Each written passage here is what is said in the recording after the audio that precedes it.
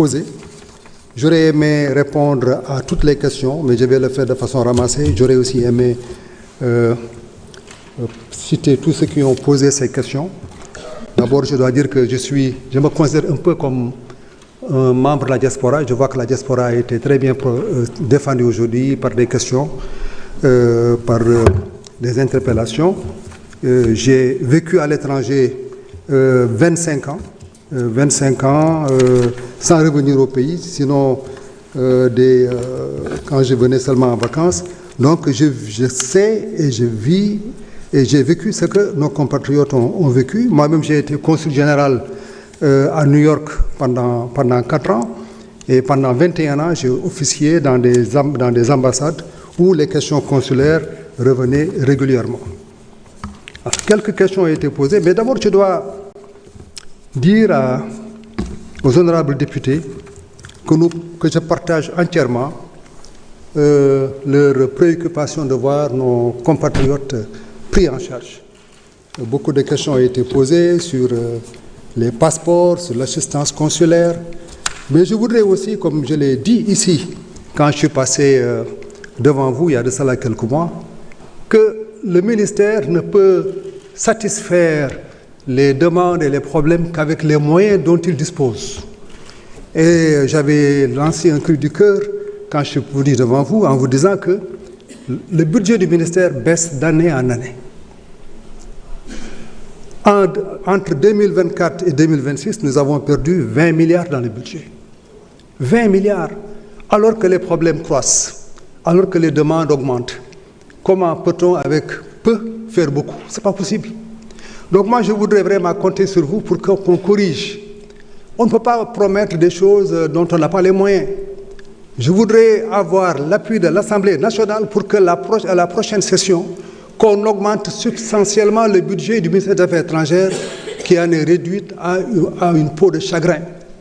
Mais malgré les difficultés qu'on a, financières, quand même, on fait face, on essaie de régler des problèmes. Par exemple, en 10 ans, le budget sur les aides et secours n'ont pas bougé. C'est 550 millions pendant 10 ans. Alors que les problèmes augmentent, les difficultés, on les voit un peu partout. Donc, il est important, dans un premier temps, qu'on renforce les moyens du ministère. Mais, compte tenu de cela, en attendant que cela puisse se faire, nous allons en tout cas nous battre pour faire face à tout ce qui relève en tout cas de notre responsabilité. Je peux aussi vous dire ici que toutes les demandes de rapatriement de corps, par exemple, bien que nous ayons un budget qui ne soit pas un budget consistant, toutes les demandes, sans exception, ont été accordées, ont été réglées par le budget du ministère. Souvent, on le fait avec de la gymnastique, mais ça a été fait.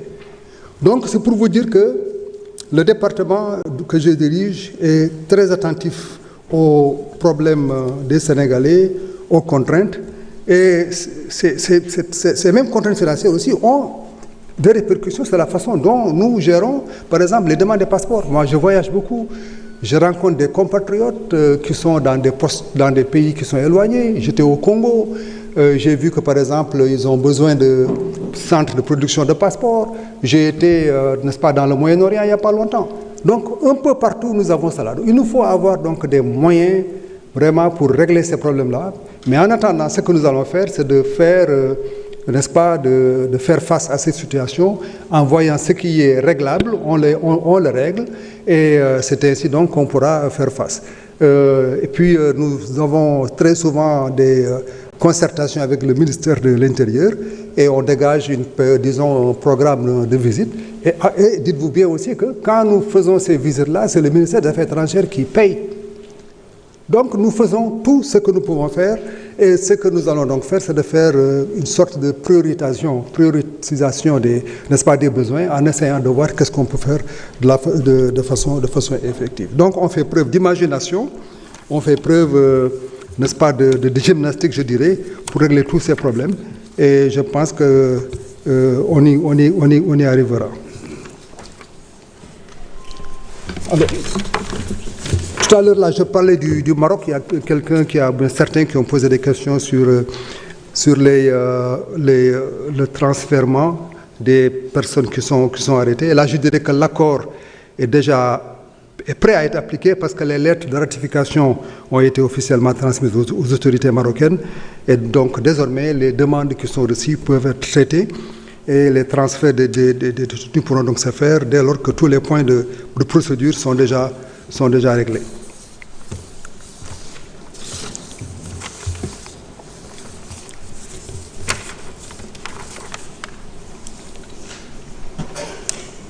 Donc Guy Marius Sagna comme ni mu ko waxee woon sànq rek mission diplomatique yi ministère saisi na leen par un message on appelle ça TAC dans notre jargon pour ñu exprimer seen besoin parce que bu ñu ko defee ñëpp dañuy joxe seen i retour wax lu ñu soxla ñun nag bu ñu demee rek bu jot loolu yëpp dañuy toog xool daan la ñuy def ba jublu ci loolu tànn ñoo xam ne ñi ñoo gën a am urgence donc loolu bu ñu ko defee ça nous permettra de régler peut-être des problèmes de façon graduelle.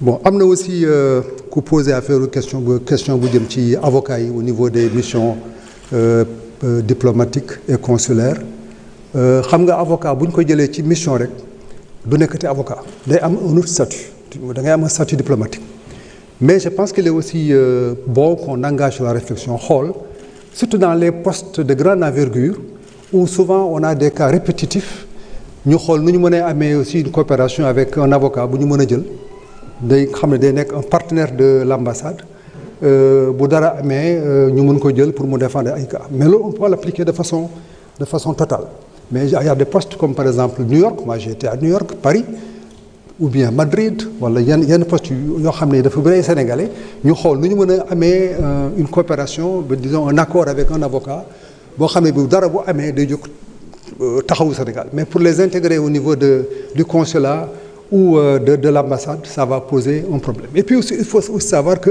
le rôle que joue l'avocat quelque part aussi l'agent consulaire peut le jouer agents consulaires aussi ils sont formés à ça ils sont formés à aller rencontrer les juges ils sont formés à aller rencontrer les autorités pour que bu dara amee ñu def ko mais il y a des cas quand même qui sont critiques des cas par exemple de meurtre ou bien des cas des gens qui sont accusés de choses extrêmement graves loo xam ne lii dafa baax que ñu en plus n'est-ce pas de ce que le consulat ou l'ambassade peut faire ñu am un avocat qui connaît bien les règles du pays qui connaît les procédures et donc koo xam ne kii dafay mën a taxawu ñoo xam ne ñi dañ leen arrêté pour des pratiques qui sont assez graves.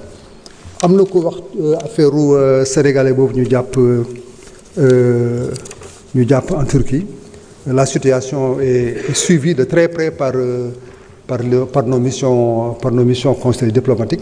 Il y a un accès qui est permanent et aussi les communications avec la famille aussi c'est une communication qui est effective hein. C'est pas le seul cas on a d'autres cas similaires on a par exemple maa ngi jógee Jeddah démb laa fa jógee Jeddah démb rek et on m'a parlé d'un Sénégalais d'un footballeur qui évoluait je ne sais plus dans quel pays et qui a été accusé de viol ñu jugé ko voilà c'était je pense en Norvège dañ koy jugé après il a été acquitté en première instance après mu jóge fa am contrat en Russie defe naa dem Russie en son absence ñu jugé ko en son absence condamné ko bi ñu ko condamné ñu lancé un appel benn genre appel kii ni koy Interpol lancé benn mandat d'arrêt international loolu topp ko ba Jeddah finalement actuellement nii il est réfugié au consulat général du Sénégal à Jeddah on est dans cette situation là donc on est en train de voir comment trouver une solution il y a d'autres cas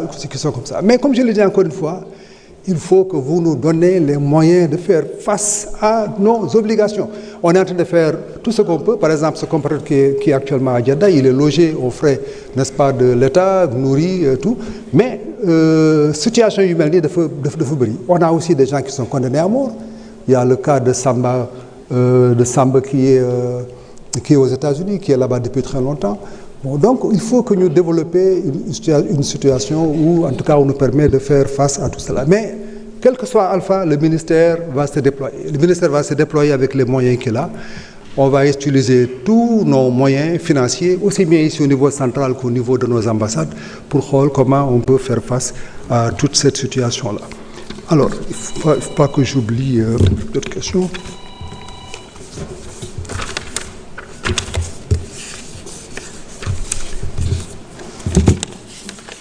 Voilà. Pour ce qui est aussi de de la CEDEAO. Comme ni nga xam ne Sénégal dañuy jël présidence commission CEDEAO pendant 4 ans mi ngi war a commencer 2026 en juin ba 2030 loolu c'est une chance te incha allah nañu fexe aussi que li ñu def ak Gambie ak Guinée ñu xool nan lañ koy yaatalee ñu def un toilettage de tous les textes qu'il y a entre d'abord le Sénégal et ces pays-là ba pare aussi xool nan la ñuy lancer une nouvelle CEDEAO parce que li fi am aussi bon il est bien vrai que il y a eu des problèmes d'ordre national yoo xam ne yi c'est qui a fait que le Mali le Niger et le Burkina sont partis mais aussi il y a une certaine façon de gestion de la CEDEAO qui a échoué.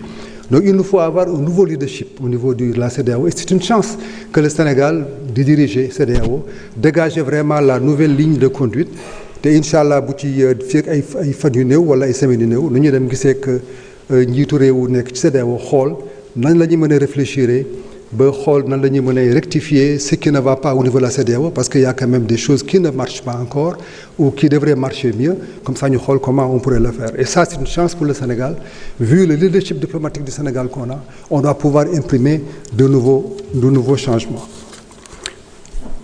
Relation avec Israël je pense que ça a été souligné ici bon est-ce que dañuy maintenir wala dañuy arrêter suñu relation il se trouve que comme je l'ai dit la dernière fois Sénégal moom mooy président au comité des droits inaliénables du peuple palestinien des Nations Unies c'est une confiance qui est donnée au Sénégal depuis 1975 loolu dafa may baat Sénégal daf ñu may aussi taxawaay et comme je l'ai dit am na lu bëri lu xew ci situation Palestine Sénégal joué na ci rôle bu am solo même la reconnaissance de l'État palestinien par beaucoup de pays européens ou occidentaux ou autres qui étaient un peu rétifs à cela beaucoup de ces pays ont rejoint grâce à un engagement qui a été lancé par le Sénégal. C'est le Sénégal qui a lancé une étude et qui a parlé, n'est-ce pas, de la nécessité de mettre au pilori Israël, bien qu'on ait des relations, pour que les pays reconnaissent la Palestine comme un État reconnu au niveau des Nations Unies. Et ça, si ça a été obtenu, c'est à cause du Sénégal.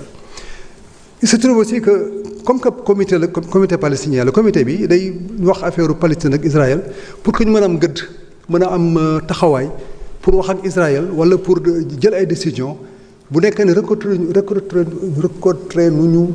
reconnaître ñu Israël dafay xaw a doy waar donc ce sera une balance comme on dit en anglais donc very unbalance donc dafa baax aussi que booy nekkee ci situation war a juger war a par exemple jël ay décisions que nga am cette possibilité de parler aux deux parties parce que c'est un problème qui concerne deux parties essentiellement avec les États-Unis qui sont là qui compliquent la situation donc am na yu bëri yoo xam ne yi xam nga affaire diplomatie kenn mënu ko génne ci mais le rôle que le Sénégal a joué ça je vous assure moi j'ai été pendant 7 ans le président du comité des Nations Unies sur la Palestine pendant 7 ans je sais le rôle que le Sénégal a joué mais l'homme de la rue même ceux qui sont parmi les plus éduqués ils ne peuvent pas le savoir donc c'est pour dire que ce rôle-là est un rôle qui est important et on doit le sauvegarder am na yeneen question am solo yu ma posé mais bëgguma vraiment jógee fi te tontuwuma yooyu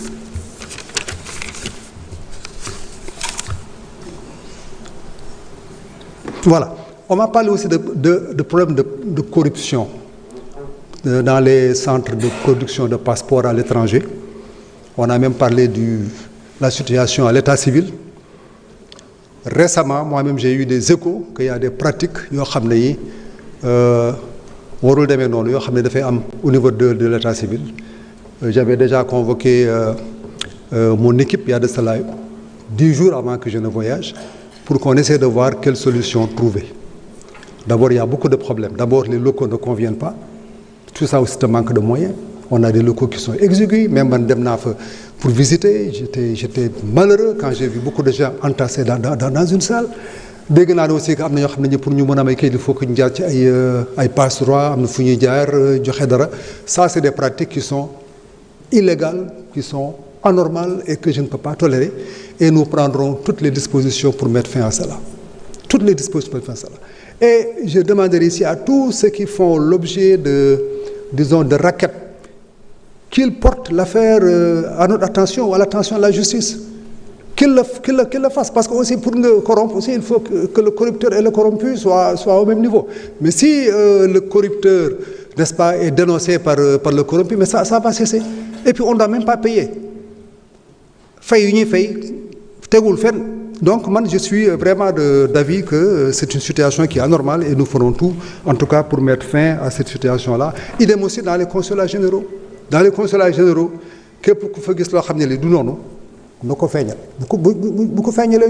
on prend les mesures qu'il faut.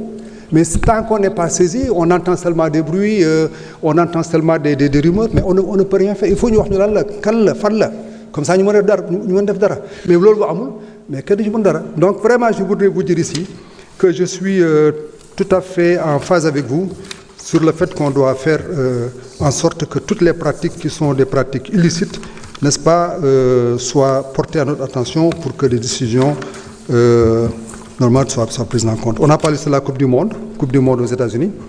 Ce sera une Coupe du Monde qui sera un peu difficile avec les mesures de Trump sur les visas. Bon, déjà, nous, au niveau du ministère des Affaires étrangères, on se prépare pour faire face à cette situation. Et en tout cas, tout ce qui relève du ministère des Affaires étrangères, en tout cas, nous avons voilà, Sénégalais de retour au pays. Alors moi, je pense que c'est important. Moi, j'ai une philosophie concernant les émigrés. Moi, je pense que émigrer, c'est une force pour notre pays. Autant je suis pour que les immigrés vraiment l'expertise qu'ils ont, tout le savoir-faire, qu'on les aide à revenir. Ça, je suis entièrement d'accord. Mais aussi, je suis aussi pour qu'on ait une immigration de qualité à l'extérieur. Je pense que demander à tout le monde de rentrer, ce n'est pas toujours une bonne chose. Nous savons que si nous je pense que aussi mais moi je pense même qu'on doit être beaucoup plus ambitieux. Moi je pense qu'on doit faire en sorte que les émigrés, qu'on pense surtout à leur donner un traitement spécial au Sénégal. Que le retour, que ça soit un retour définitif ou un retour temporaire, que ces retours-là soient des retours organisés, qu'on les mette dans de bonnes dispositions, qu'ils soient bien reçus à l'aéroport, qu'ils soient vraiment, qu'ils fassent l'objet d'une attention particulière s'ils ont des projets à faire. Je sais qu'il y a déjà un dispositif qui est là, mais c'est un dispositif qu'il faut encore renforcer parce que je pense qu'il y a beaucoup de pays qui ont fait des pratiques qui mettent en valeur leurs émigrés. On le fait, mais je pense qu'on peut encore élever le cran et faire comme le font par exemple les Indiens, vraiment donner un traitement particulier aux émigrés, que quand ils reviennent au pays, qu'ils se sentent vraiment valorisés. Et je pense que ça, c'est important. C'est une réflexion maintenant qui nous incombe à nous, le ministère des Affaires étrangères. Donc on va donc y réfléchir et voir tout ce qu'on peut faire pour régler ces problèmes-là. Et puis régler en même temps d'autres problèmes, comme par exemple le problème de rapatriement des corps. Par exemple, comme je l'ai dit, tout le rapatriement des corps, nous saisirez, on le fait, mais ça pose problème. Je pense qu'actuellement, en 2026, Sénégalais, vraiment, vous décédez, nous devons régler, suivant une procédure très simple. C'est l'assurance rapatriement. On a déjà fait des études, on a déjà commencé à faire, on a déjà des contacts, on a même des offres, et j'espère que très bientôt on va pouvoir faire accepter cela aux Sénégalais. Que les Sénégalais aussi, ils doivent normalement être en mesure de cotiser, de façon modique, ça ne coûte absolument rien. Comme ça, tout le monde est protégé et l'État aussi pourra peut-être avoir beaucoup plus de possibilités pour s'occuper d'autres choses plutôt que d'avoir à régler ces problèmes à longueur d'année. Donc, Lolo, c'est très important. Il y a aussi les logements sociaux. Il faut aussi qu'on fasse attention aussi davantage aux Sénégalais. Je une semaine sans que nous le secrétaire d'État il en reçoit beaucoup plus. Donc il est bon aussi qu'on rapidement qu'on essaie de trouver des formules qui permettent à nos compatriotes vraiment d'avoir des programmes déjà bien dessinés, bien structurés et qui leur permettent d'adhérer. En tout cas, voilà en gros ce que je voulais dire, sauf s'il y a des questions importantes que j'ai soulevées. Si vous voulez me les rappeler, je suis prêt à y répondre. Mais voilà en gros ce que j'avais à dire. Je vous remercie. Voilà. Merci beaucoup, Monsieur le ministre. Mes chers collègues, la discussion générale est close. Nous passons au vote des deux articles.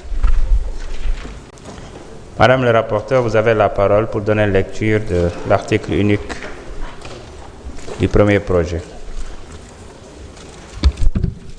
Article unique.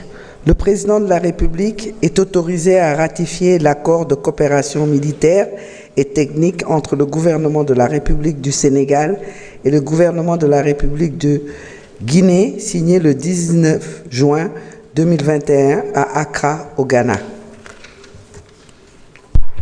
Merci beaucoup. Je mets aux voix l'article unique. Le vote démarre.